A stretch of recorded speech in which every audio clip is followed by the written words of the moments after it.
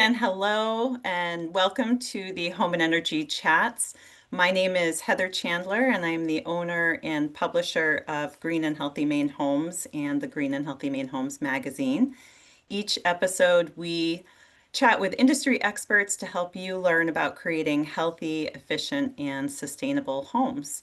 As you may know, there are some upcoming changes happening to the federal tax credits for efficiency and energy investments in our homes. So we are going to review those today, along with the existing state rebates and incentives to help with those types of improvements. And we're also going to take a look at cost-benefit analysis for these investments and why it makes sense to improve our efficiency and in our home and in our vehicles with or without tax credits. So I would like to start by sharing a very special thank you to our annual sponsor, Royal River Heat Pumps, a locally owned and operated company that is nationally recognized for heat pump excellence and is 100% committed to the highest standards of quality installations, service practices, and customer satisfaction. And you can learn more about them online at royalriverheatpumps.com. And now a little bit about us. Green and Healthy Maine Homes is dedicated to inspiring healthy, efficient, and future-ready Maine homes. In addition to these home and energy chats, we also publish the Green and Healthy Maine Homes magazines, and we host the Green Home and Energy Show each year in April. We also recently launched the Green Home and Design Awards program, which will take place this fall as part of Building Science Week, the very first Building Science Week in Maine, which is happening the first week of November. These awards seek to recognize outstanding contributions in sustainable, high performance, residential design and construction in Maine, and we are looking for applications from professionals and homeowners alike. So I hope you'll check that out. You can learn more about all of these programs on our website, greenmainehomes.com, where we also have a directory of Maine home professionals who specialize in healthy, efficient, and high-performing homes. So now it is my pleasure to introduce our panelists. We have some friendly, familiar faces today. One of those is Bridget Gifford. Bridget is the Senior Program Manager for the Efficiency Maine Trust, the independent administrator for programs that promote energy efficiency, alternative energy resources, and carbon savings in Maine. The trust plans and manages programming for all conservation funds from the gas and electric utilities, also from RGGI revenues, and the forward capital market revenues. The trust also administers funds from various settlements, including the VW settlement funds, which have been allocated to promote EVs and EV charging infrastructure in Maine. So welcome, Bridget. Thank you so much, Heather. It's great to be here. And next up, we have Hogan Dwyer. Hogan is a program manager with Efficiency Maine, overseeing the electric vehicle incentive program from e-bikes to electric trucks. And prior to joining Efficiency Maine in 2023, Hogan supported municipal clean energy initiatives as a research and project specialist in the nonprofit Sustainable Jersey. So welcome, Hogan. Thanks, Heather. Great to be here. Next, we have Jesse Lohr. Jesse is the founder and owner of Greenwave Vehicles, New Hampshire's first and only dedicated EV dealership, on a mission to save the planet with awesome, affordable cars. This is Andrew's first time here with us today, so I'm excited to have you. He has an MBA in sustainability and has spent 18 years serving people with disabilities in transportation before deciding to start Greenwave in 2022. He serves on the board of the New Hampshire Businesses for Social Responsibility and the New Hampshire State Coordinating Council for Community Transportation. Welcome, Jesse. Good to be here. Thanks for having me, Heather. And last but not least, Andrew Hikade. Andrew was born and raised in Down East Maine. He began his clean energy journey in 2011, where he and his brother started Maine's first solar-powered microbrewery in Blue Hill. In 2028, he joined Revision Energy as a co-owner and solar design specialist, working with folks to achieve their clean energy goals and help reduce carbon emissions throughout New England. He has designed over 600 solar electric battery storage, and heat pump systems for homeowners across the region. So welcome, Andrew. Thanks so much, Heather. Excited to be here with you all. So it's great to have you all here with us today. This is an all-star panel. I'm so excited. As a reminder to our attendees, if you do have any questions, please feel free to add them using the Q&A feature at the bottom of your screen. And I am going to hand it over to Bridget to kick us off with an overview of Efficiency Maine home energy efficiency programs and incentives, followed by Hogan, who's going to talk about Efficiency Maine's EV programs. All right, thank you so much. I'm going to talk a little bit about Efficiency Maine and the tax credits that support a lot of the state rebates. There's some timing that we're going to talk about today. Most of the tax credits that apply to your home are sunsetting at the end of the calendar year. The state rebates, however, are available. Those we always say are subject to change at any time. But yes, there will be state rebates when you wake up in January and the tax credit has gone away. Our state rebates are very generous, so we're going to get into that right now. Can you advance the slide, Maggie? Okay, this is just a little bit about who is Efficiency Maine. Essentially, we run all of the state's energy efficiency programs. A lot of other states have these programs and they're run through the utilities. In Maine, we run them through state government. So just wanted to set the stage there. Next slide. This is a flyer that we hand out at all of our events. I'll be at Common Ground Fair this weekend, and we'll be talking about this a lot. You can see the Efficiency Maine rebate is sort of, by income of the homeowner. And then there's a column there that talks about this federal tax credit that could support that rebate. So these are stackable. Folks can take advantage of the rebate, more enhanced if their income is lower, and also the federal tax credit. So as I mentioned, that federal tax credit is going away at the end of the calendar year, but the rebate through Efficiency Maine will certainly exist. So I'm going to dive a little deeper into each of these, like by measure, by efficiency, in just a bit. So next slide. I'm going to start with our water heating. I think we got a question, what do I do first? There's so much to do. We always say this is sort of our gateway measure. This is going to pay for itself quite quickly. And this is, all the different ways that Mainers heat their water. And the heat pump water heater is, on the far end of efficiency here. So you can just sort of see what is that annual cost typically to heat your water with a heat pump water heater as opposed to some of these other ways that Mainers are heating water. So we're going to talk a little bit about the heat pump water heater on the next slide.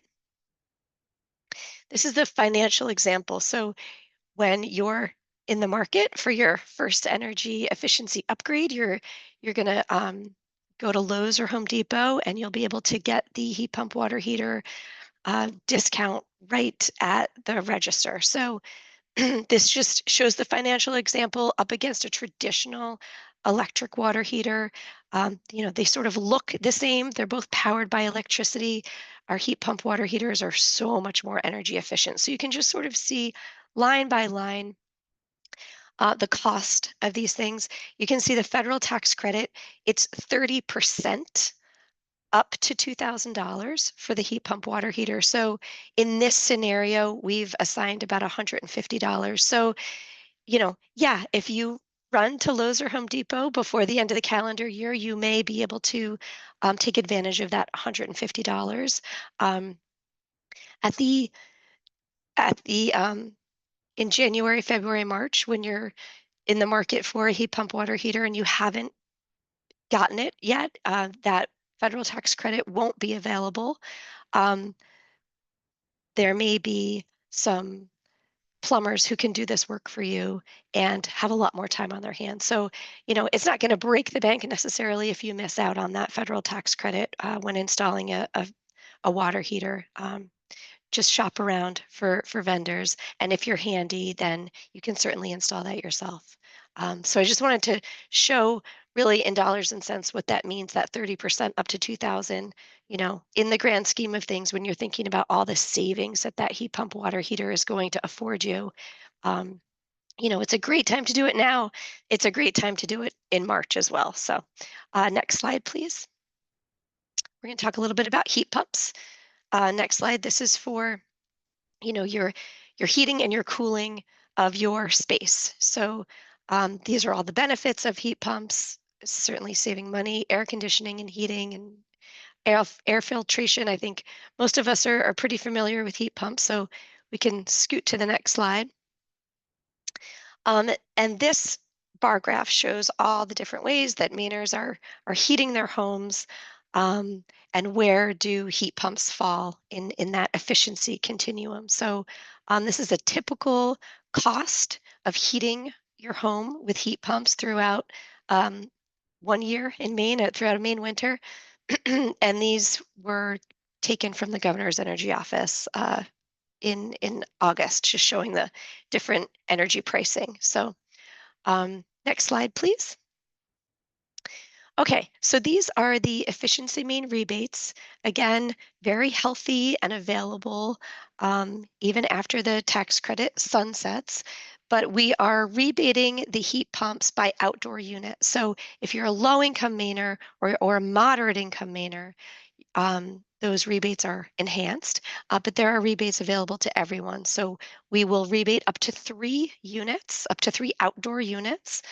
And this is for using heat pumps as your primary fuel. So folks that are just interested in one heat pump for, offsetting the, fossil fuels in the living room, that's wonderful. But Efficiency Maine is only rebating heat pump systems that will behave as your primary heating throughout the Maine winter. So the rebates are quite generous. And then the tax credit, again, is that 30% up to $2,000. And we say there's another 600 on there because there's a tax credit for your electric panels. Sometimes that comes into play, and you can look forward to a tax credit on your electric panel. So all said and done, it's about $2,600. And again, that is available through the end of the calendar year. So next slide has, oh, okay. So whether you wanted to be verified as a low income or a moderate income Mainer, we do have this step. Just wanted to make sure everybody knew that that was included before the rebate gets paid. We do need to verify income. So next slide, please. On our website, there's a database of all the contractors you can find if you need help with your heat pump water heater installation. We've got contractors who do that work. We've got plumbers there. We certainly have a large number of heat pump installers all throughout the state. So on our website, we've got some more information about that. So next slide. Okay, so this is getting into the financial example, much like we looked at with the heat pumps. Whether you're a low income Mainer or moderate income Mainer or any, you can sort of, see the breakdown. And we're talking about an installed cost here of 3 units. So again, we rebate up to 3 outdoor units for your heat pump system. Most installations are really 2 outdoor units. So, this installed cost of 3 units may be a little high. I don't want to scare people off. And that's just sort of, a guess, less the rebate, and then the cost before tax credit. That federal tax credit in this case, for a low-income Mainer could be, $1,440. It's quite a bit. So it does make a lot of sense to get your install now, but after the year's over, our rebates are still at play. And in fact, you may find heat pump installers with a lot more time on their hands. That tends to be a slower time of the cycle. So in March, for example, that is the lowest, the slowest time for heat pump installers, and there may be some better pricing that folks can get because of that. So we always say, call at least 3 installers and compare pricing and compare services. So it may be that pricing is high right now. People are trying to get their installs in, and you could miss the tax credit by going a little later in the year, but it could be offset by, the capacity in the marketplace. So just wanted to put that in front of people. Okay, next slide. We do have a loan product available too for customers who, are looking for help in that co-payment, any of the costs that are not covered by rebates. Next slide, please. Okay, we're going to talk a little bit about insulation, and then I'm going to give it to Hogan. And these are just some of the benefits of insulation. Next slide. Okay, our Efficiency Maine rebate for insulation is again broken out by the income of the homeowner. For a low income is the largest rebate we have available, and this is for the project cost would be X percent, up to 8,000. For low income, it's 60% up to 6 and 40% of the project cost for everyone else. The tax credit itself, same timeline, closes at the end of December. And this is just on the materials only for insulation. This isn't on the total project cost. Our rebate is based on total project cost, but the federal tax credit is really just looking at the insulation materials. And that tends to be sort of like 50% labor, 50% materials when you're looking at a total project cost for insulation. So it's just a rule of thumb. Next slide, please. And this is the same financial example broken out for insulation. Again, since the tax credit is really just for the materials, you can see that, how that plays out in the example. And next slide. Okay, I'm going to hand it over to Hogan. Thanks, Bridget. So in addition to all of the ways we can help you make your home more energy efficient, Efficiency Maine also offers programs to help you make your ride more efficient, specifically your vehicle. So next slide, please. We believe electric vehicles are the future of automobile transportation in Maine. And why? Because they cost less to drive, not only because it's cheaper to fuel with electricity than gas, but also because there's less maintenance involved with an electric powertrain. So easier to maintain, on the whole cleaner for the air, and just plain fun to drive. Jesse can tell you all about that. Next slide, please. On our website, efficiencymaine.com, we have a variety of resources. In addition to all the details on the incentives I'm about to tell you about, there's also tools like finding a dealership near you that sells electric vehicles, finding an electrician to install a charger, or apps that can help you find public charging across the state. Next slide, please. So for incentives that we have on offer, I'll start with the chargers. Earlier this year, we launched a new off-peak charger instant discount program. And this offers a $300 upfront discount on a level 2 Emporia brand off-peak charger. And it's called an off-peak charger because it's pre-programmed to automatically pause charging during peak hours, which is 5 to 9 p.m. on weekdays. That's the time of the week when the grid sees the most use here in Maine. And you, as an owner of one of these chargers, can override that default on a day that you need to charge between 5 to 9 p.m. But because these are pretty fast chargers, up to 48 amps, it only takes a few hours to charge a typical EV. So most folks don't really need to charge during that window. And by pausing charging during peak hours, we are able to reduce strain on our electric grid here in Maine, and that helps keep the cost of electricity down for all Mainers, not just those who are driving EVs and using our chargers. So it's a great benefit to all of us, and we can pass along some of those savings as that upfront discount. The chargers are available in a couple different configurations that make them compatible with any EV on the market here in the US. And they are available with a $170 load management add-on. This is a really exciting newish technology that allows you to install an EV charger in a home that does not have a ton of available capacity on your electric panel.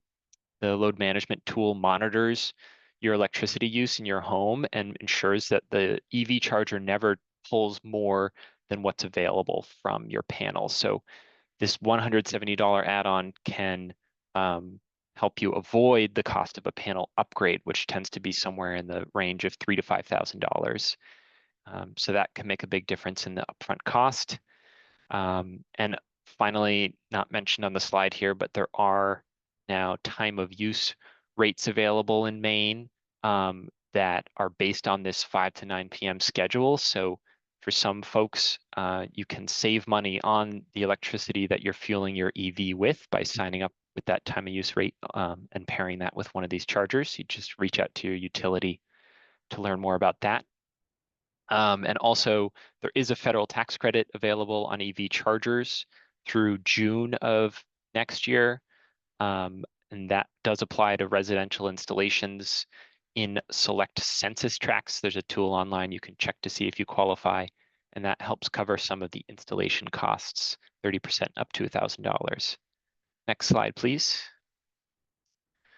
Then on the vehicle side, we offer what we are calling off-peak charging electric vehicle rebates to both low and moderate income Mainers purchasing a new or used battery electric vehicle. So that's an all electric vehicle. Plug-in hybrids are not eligible for this program. And as you might guess, it's called off-peak charging EV rebates because we do require you pair the vehicle with one of our off-peak chargers, use them together in order to qualify for this rebate.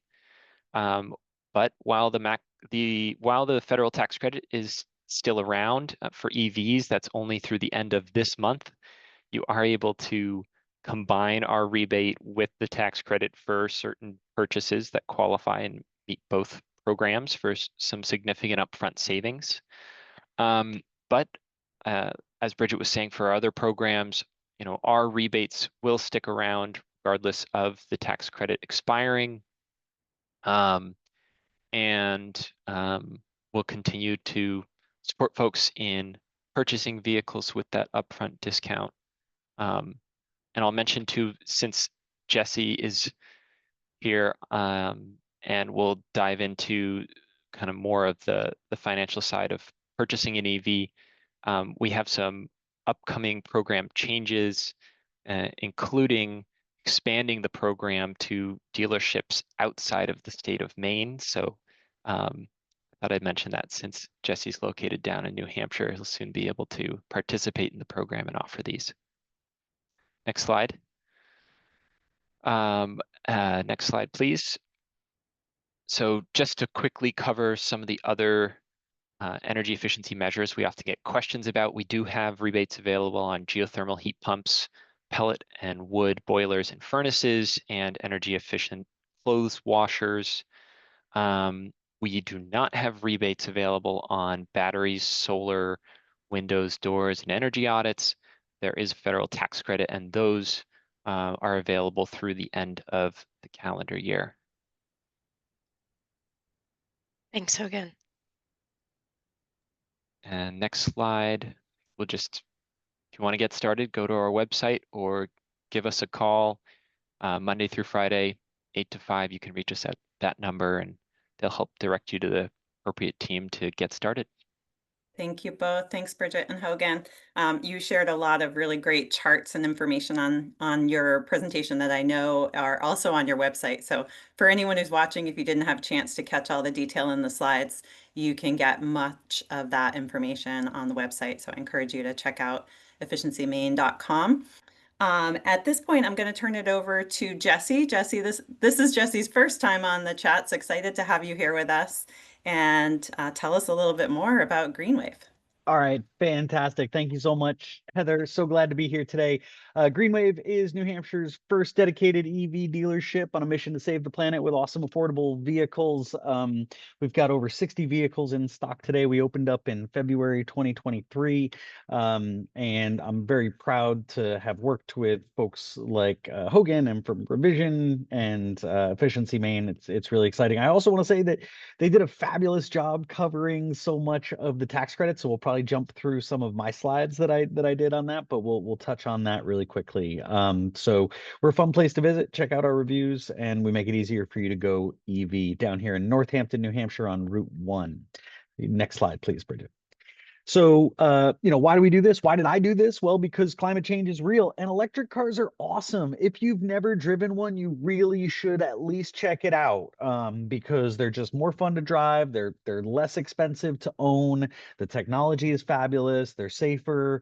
And so I think you'll really appreciate it. But you also, because you save money, and if you could save money and get a more fun car than whatever you're driving now, like that's a win-win. And so we can help save the planet and improve our quality of life at the same time. I mean, heat pumps are fabulous. Insulation is great, but insulation, I wouldn't call insulation fun. But EVs, wicked fun. Next slide, please.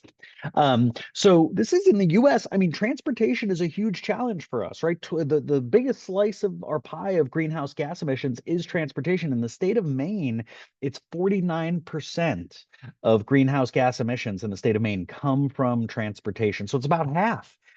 However, one of the good things is Maine's moving in the right direction. Carbon emissions from transportation were lower in 2019 than they were in 1990. So we're on the right track with those. Next slide, please.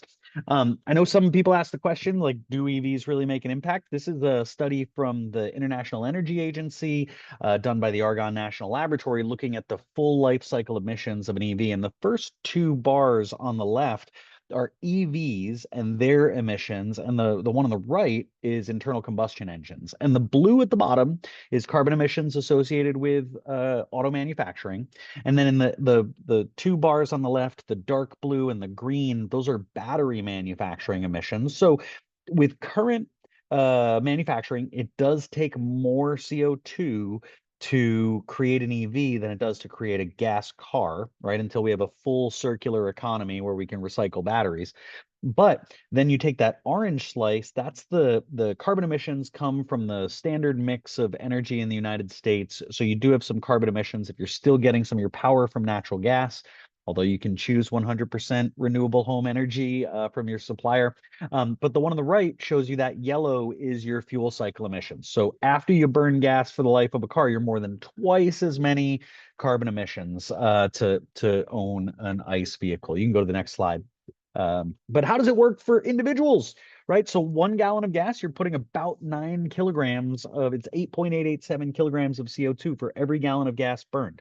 So if you drive a 20 mile per gallon car, 15,000 miles a year, that's about 12,000 kilograms, 6 metric tons of CO2 into the atmosphere. That's a lot. And most families, when they make a switch to an EV, they can reduce their family's carbon footprint by up to 25%. It's a smaller percentage if you're already driving a hybrid, right? I get it. But most folks drive a car around that miles per gallon. And you can see for the operating costs, it's significantly lower. According to AAA, that's where these numbers come from. The operating cost for an EV, including fuel and maintenance, because you need a lot less maintenance, no oil changes, fewer brake jobs, less to maintain and repair. You're 11 cents a mile as opposed to an SUV. So you could save over $200 a month, about $2,700 a year if you make a switch to an EV if you're driving an SUV right now. You can go to the next switch, Heather. Here's just a quick I'm sorry, Bridget. Here's a quick calculator. So according to AAA for 2024, if you're driving a hybrid, the cost is 19 cents per mile. If you're driving a sedan, it's 23 cents. SUV, 27 cents. The average American drives 12,000 miles per year. Maybe you drive a little more, maybe you drive a little bit less. You can do the calculation because the latest and greatest number is actually 12 cents a mile from AAA. So you could say, okay, I'm going to save 7 cents a mile. I drive 10,000 miles, right? That's $700 a year that I'm going to be saving. And then for your carbon impact, there's no scope 1 emissions. So we talked a little bit about the gallon of gas. You can divide your 12,000 miles a year by how many miles per gallon you get, and then multiply that by 8.887 kilograms.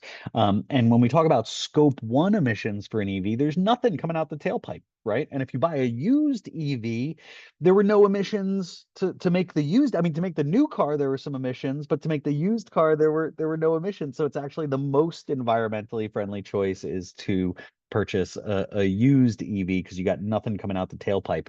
It is still on you to maybe get some of those rebates for solar panels, or choose 100% home electric supply that is renewable, to reduce your scope 2 emissions. You can go to the next slide, Bridget.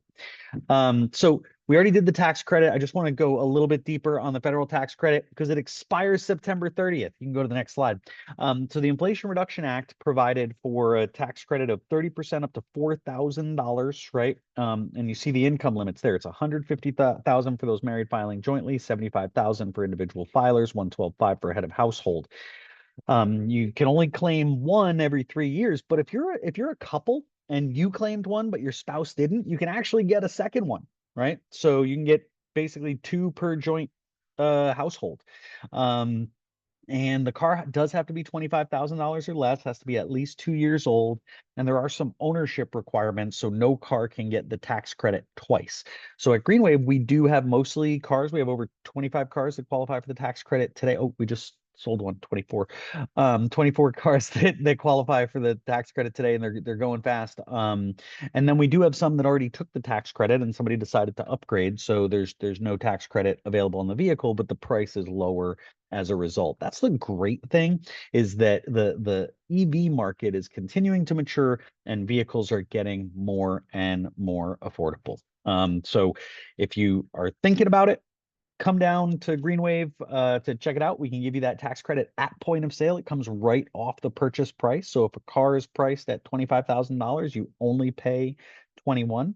I will tell you the prices on our website today. We want to show people what they actually pay after the tax credit. So for qualifying vehicles, the tax credit is included in the price listed. But if you got more questions, reach out to us at greenwaveev.com. And we're happy to talk more about this with you. You can go to the next slide, Bridget. Efficiency Maine, Hogan, Bridget did a fabulous job about this. So, and more to come starting soon. You can get those credits if you buy outside of the state of Maine. Go to the next one, Bridget. So we think about EVs, just giving you a quick overview. There are, we have over 15 makes and over 25 models in stock today, right? Everything from Chevy Bolts and Nissan Leafs all the way up to Ford Mustang Mach-E's and Ford F-150 Lightning pickup trucks, Teslas, Hyundai Ioniq 5s, Rivians. But really what's happened over the last 10 to 15 years, it's happened really quickly as we went from, most EVs were 60 to 80 miles of range, in the summer downhill with the wind at your back, to now you get EVs that are over 300 miles of range that you can buy for under $30,000. So it's really spectacular. The Ioniq 5 and the EV6 have been some of our most popular offerings from Hyundai and Kia, but really almost every brand has an exceptional offering today. And I mean, even like a Hyundai Kona, we have Hyundai Konas for under $20,000 that'll get over 270 miles of range on a full charge. When you come to Greenwave, we help you understand what the real world range is of these cars, and help you get set up with home charging. So really focusing on those Gen 2 and Gen 3 EVs. Bridget, we can go to the next one. So who's buying EVs? All types of people, families, people who need trucks to ride around, retired couples. You can go to the next slide. We see all kinds of people coming into EVs, but really, most people drive 100 miles per day or fewer, and so most EVs have 200 and plus miles of range. Range anxiety is what we hear, right? Is people who are afraid of running out of range while they're driving on their battery. But in reality, most people, you know who has the most range anxiety? People who don't own EVs. Because once you own an EV, you realize it's not that big a deal. You leave your home with a full tank every morning, and there's plenty of chargers everywhere. And you're going to save money on fuel and maintenance. I know there are very few people who enjoy going to get an oil change a few Saturdays a year, and you don't need to get those with EVs. I had a Ford Mustang Mach-E for 65,000 miles, and all I ever did were tires on it, so that's pretty rad. And you can, with the rates right now and the financing, you can get a $200 to $350 a month payment for so many of our EVs, and again, saving that money, so you can get a car that cost you net $50 a month after your savings. And that can really impact your carbon imprint as well, your carbon footprint as well. And then the tax credit can reduce the price. You can go to the next slide. So like, here's a Chevy Bolt. We have a Chevy Bolt for $18,000 on our website today. After the tax credit, it's about $14,000. So somebody who wants to come in and buy that car that's available today, with pending finance approval, can save $250 a month on fuel maintenance and get a payment as low as $222 a month and reduce their carbon footprint by 5,300. So in other words, it becomes like a car that pays you. And people often ask, how long do these EVs last? If you go to the range scores on our website, it shows you not only what the range is today, but what the range is expected to be in 3 years as batteries degrade. And more as these vehicles age, we're seeing that the sophisticated battery management systems of Gen 2 and Gen 3 EVs are meaning that these are going to stay around for a lot longer. And with fewer steel components and more aluminum components, EVs don't rust. And we take a lot of old Priuses in trade, and you know what usually kills those is rust. Bridget, next, I just got a couple more slides. EVs are the safest cars. They have the best safety technology, adaptive cruise control, automatic emergency braking, rear cross traffic alert, lane keeping, cameras everywhere. So they're really the safest cars on the road today. They're better in the snow because they're heavier and they get better traction.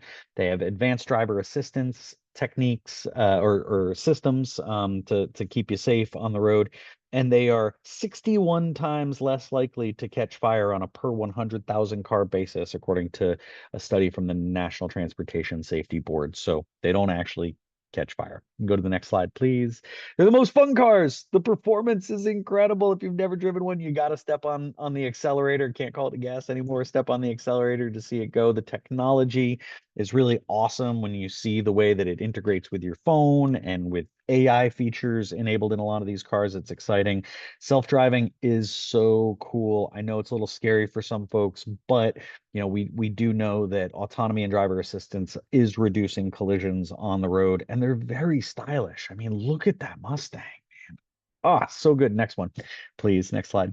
And then they're the most reliable cars. Your average gas car has about 2,000 moving parts, and EV has about 20 moving parts. And so many of the issues that you see with them are being addressed through over-the-air software updates. So you don't even have to go to a dealer to fix some of these. They have the longest warranties with minimum 8-year, 100,000-mile warranties on the battery, fully transferable even if you buy a new one. And more we're seeing that the batteries go over 200,000 miles, well over 200,000. I'm coming to the end of my time, so I'll just flip through a couple of these really quick. Most people charge at home, but if you can't charge at home, go to plugshare.com. You'll see there are tons of chargers around. Maine has been fabulous, and Revision has been leading the charge in installing, pun intended, in installing fast chargers all throughout the state of Maine. We can do that here at Greenwave for you as part of your purchase. We'll go to the next one. I do have a slide, and we can maybe share this with the group. I did have a slide to hit on common misconceptions about EVs, around where do they get their power from, what happens at end of life, what's going on with mining, gas hybrids. They're not more friendly than EVs from an environmental perspective. And technology, a lot of people say they sometimes come in and they say, I'll buy an EV when there's a 500-mile range EV. I said, well, they make one. It's very expensive. How many miles do you drive per day? And most people drive fewer than 100 miles per day. So the technology is really there, and these EVs are lasting a long time. And really, if you're not getting an EV now, you're missing the boat. Next slide. Last year, we count our success in tree. We plant 100 trees every time somebody buys from us. We planted over 40,000 trees and reduced their carbon footprint collectively by over 1.1 million kilograms of CO2 annually. And that number is bigger year to date. Last slide, please.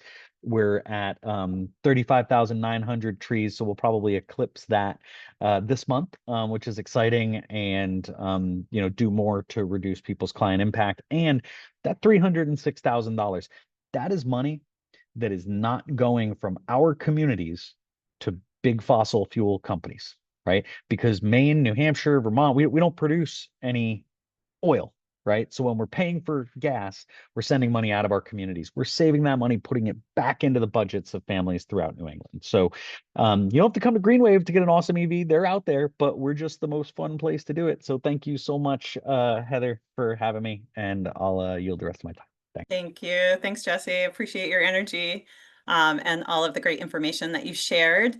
I am going to turn it over now to Andrew, and I hate to do this to you, Andrew, but if you have any ways to squeeze your presentation a little bit, it'll allow a little more time for Q&A because we're running a little bit over. So take it away. Yeah, absolutely. Thanks, Heather. I'll try to match Jesse's enthusiasm in an abbreviated time. I'm Andrew Hikade. I am a sales and design manager here at Revision Energy. I've been with Revision for 8 years.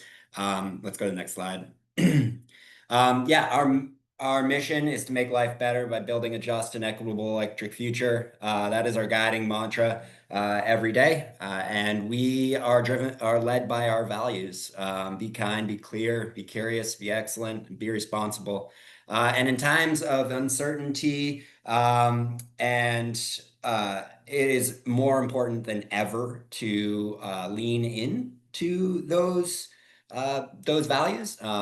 Transitions are tough. We've been in a tax credit environment for quite a while now, but I'm here to persuade you that the economics are still awesome for all the clean energy technologies that we offer and that the folks on the panel offer as well. Next slide. So just about a revision. We started as 4 people in Liberty in 2003. We are now over 400 across 6 branches. So 2 in Maine, 2 in New Hampshire, and 2 in Massachusetts. We are an employee-owned company. It's the reason I work for Revision. It is incredibly valuable, especially in construction, where everybody from the intake team, sales team, to electricians, installers, plumbers, HR, everyone has ownership stake and is a vested interest in the projects that we build. Again, comes back to our values that we really lean into. And again, in times of transition, super important. Next slide. What do we build? We've built a lot of stuff in 22 years. 19,666 projects. That's numbers certainly over 20,000 by now. In those 22 years, we have seen incentives both at the federal, state, and municipal levels come and go. And we've worked through it. We call it the solar coaster. And it's a wild ride. But today, we are seeing that projects, even without tax credits, have economics that are as strong as ever. Next slide. So what do we install? We focus on on a residential side of things, we focus on a 100% electric household.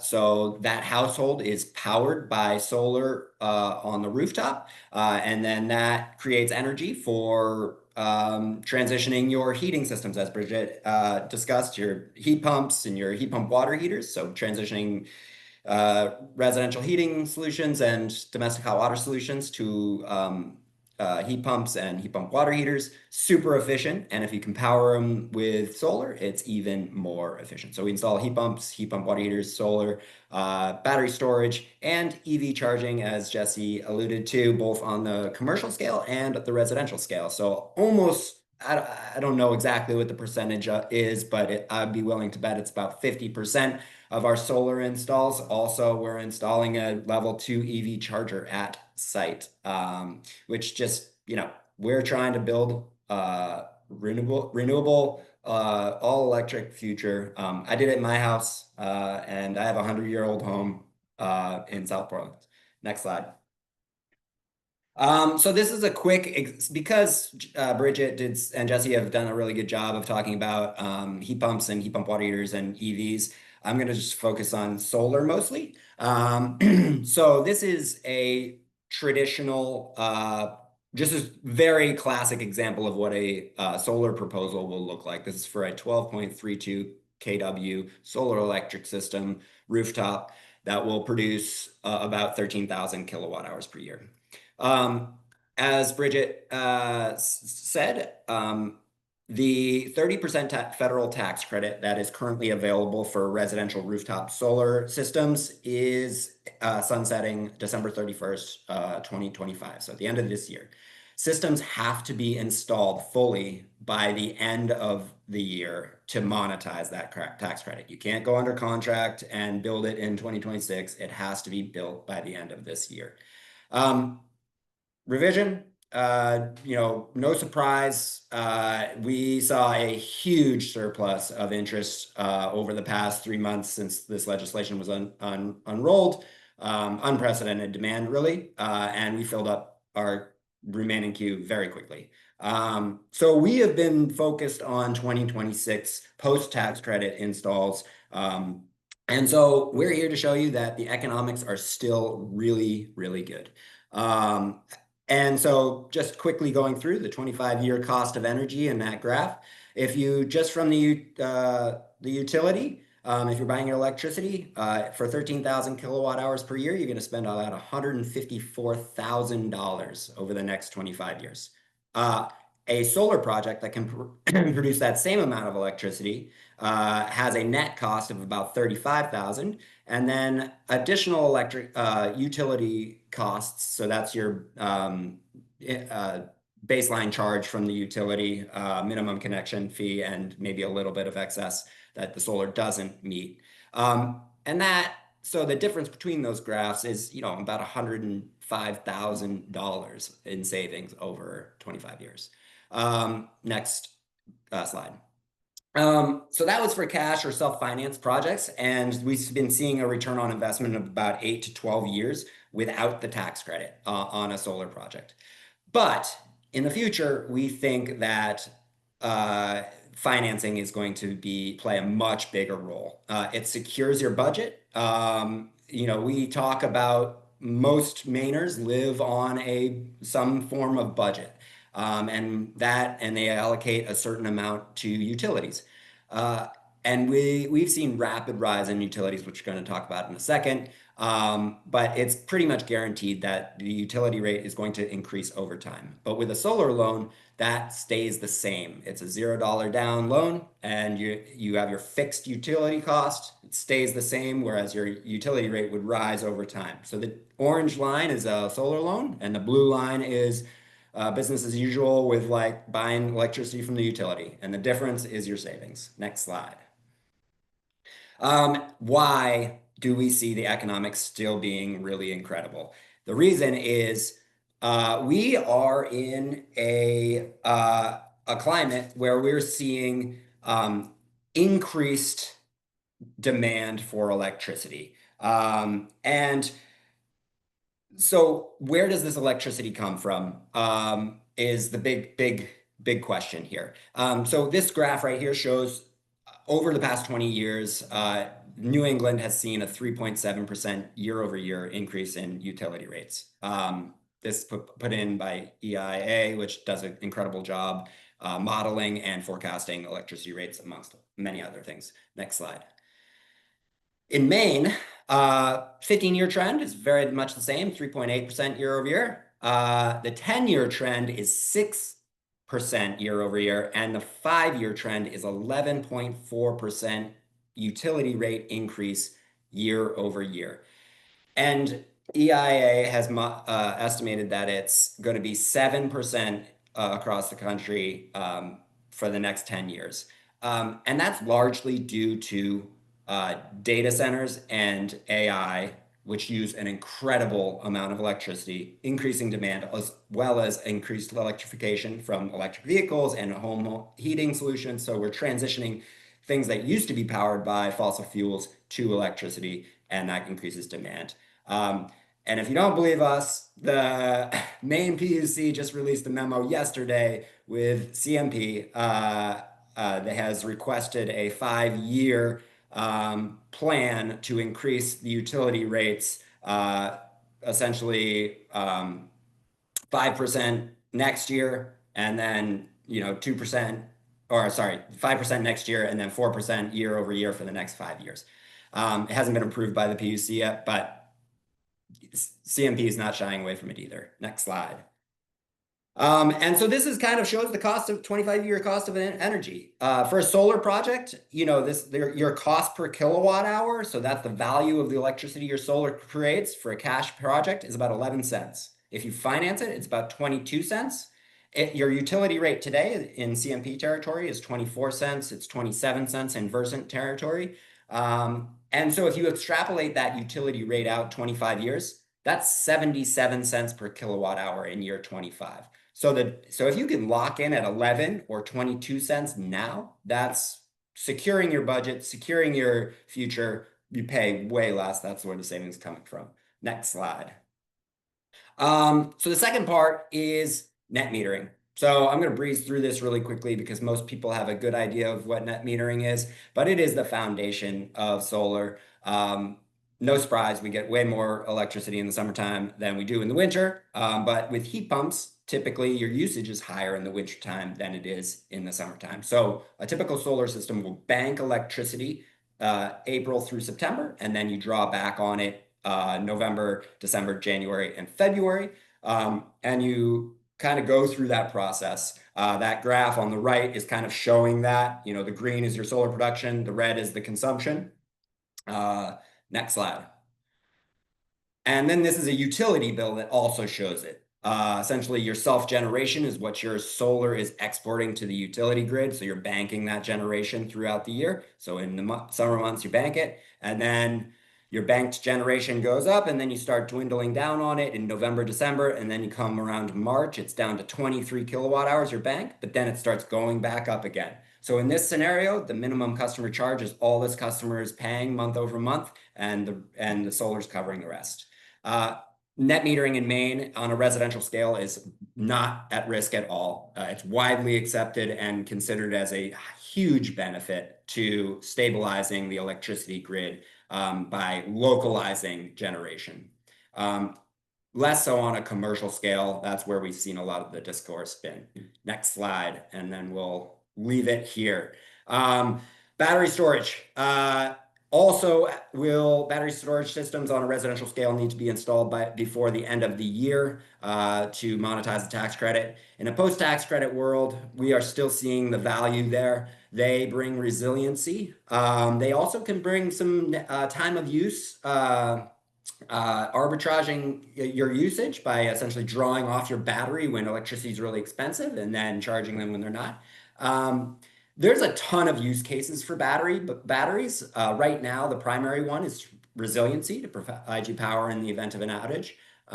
But we see so many going into the future, and I know the good folks at Efficiency Maine are working on programs to monetize demand response programs and others that batteries can. But the best thing about batteries, they're quiet, they turn on automatically, there's no ongoing fuel costs, and they are quiet as opposed to a generator. Next slide. Heat pumps, we already talked about them. We install them, they're great. Efficiency Maine has done an incredible job promoting heat pumps across, and then they have really generous incentives that will continue on into 2026. So for both heat pumps and heat pump water heaters. And that'll be it for me. Thank you so much.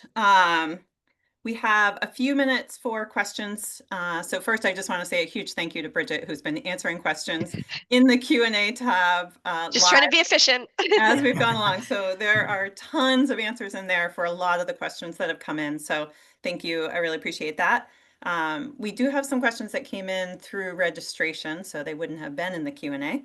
So I thought we would focus on those for the last few minutes we have available. Let's see. One question is, do any of these programs apply to churches as well as homes? And I think that's a Bridget and Andrew question. Sure. What I was outlining today, it was really our residential programs, but we have commercial programs, so churches would fall into that category. Great. Same. We were outlining mostly residential. The commercial tax credit. Churches are nonprofits, so they fall under a little bit of a different program. But under the IRA, they were eligible for a direct pay tax credit. They will continue to be so with different metrics. Not really time to talk about that today, but yes. Great. Jesse, question for you. Someone is asking, do you also sell new EVs or just used EVs? We just sell pre-owned EVs, and we get them mostly off lease. If you look at our website, you'll see that you could still get a late model, low mileage car for tens of thousands of dollars less than a new one. And with the new EV tax credits going away, those are getting more expensive too. So check out our website to see how you can save money on that first year auto depreciation. Great. Thank you, Jesse. There were a couple of questions about availability of various practitioners to do this work during this calendar year before the federal tax credits go away. And I know, Bridget, you responded, I think, to that in the Q&A. So I just wanted to share that I've had lots of conversations recently with solar installers, and they are pretty much across the board booked through the end of the year. There may be one or two, but as far as everyone I've talked to, they're pretty well booked. I don't know on the others. So heat pumps, I think there are a lot more heat pump installers. And Bridget, Yeah, you were saying there is still availability. there's definitely capacity with insulation and heat pump installers. Great. Yeah, I'm definitely hearing that Yeah, on I'll just insulation. I'll second that just the development timeline of solar projects is just a lot longer than for heat pumps. And so pretty much a minimum is 3 months for solar. And with the surge in demand, it's left the entire industry kind of grappling a little bit to try to get as many people installed. But as you're right, most are filled up. Okay, great. Let's see if there's anything else here that we have not touched on. Somebody did ask if it's worth installing solar panels on an uninsulated camp. Same question for heat pumps. So is it worth installing solar panels and or heat pumps on an uninsulated camp? Solar panels, yes. Hopefully if they have CMP or utility service coming there. So if there's electrical service coming, that's better and absolutely. Heat pumps, no. You need insulation for heat pumps. You could almost never put a heat pump in an uninsulated area. I'm gonna have a difference of opinion on that one.